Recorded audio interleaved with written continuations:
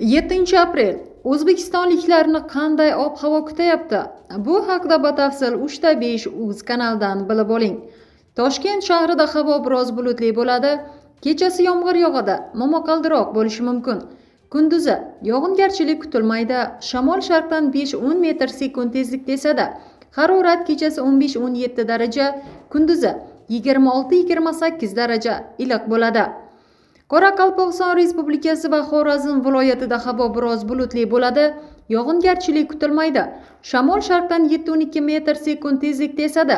Ba'zi joylarda 15-20 metr/sekundgacha kuchayishi ham mumkin. Harorat kechasi 11-16 daraja, kunduzi 23-28 daraja bo'ladi. Navoiy va Buxoro viloyatlarida havo biroz bulutli bo'ladi. Yog'ingarchilik kutilmaydi. Shamol sharqdan 7-12 metr/sekund tezlikda esadi. Ba'zi joylarda 15-20 metr/sekundgacha kuchayishi ham mumkin. Harorat kechasi 11-16 daraja, kunduzi 25-30 daraja bo'ladi. Toshkent viloyatida havo biroz bulutli bo'ladi. Kechasi va ertalab ba'zi joylarda yomg'ir yog'adi.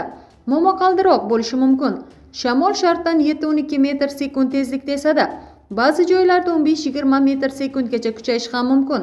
Harorat kechasi 12-17 daraja, kunduzi 25-30 daraja bo'ladi.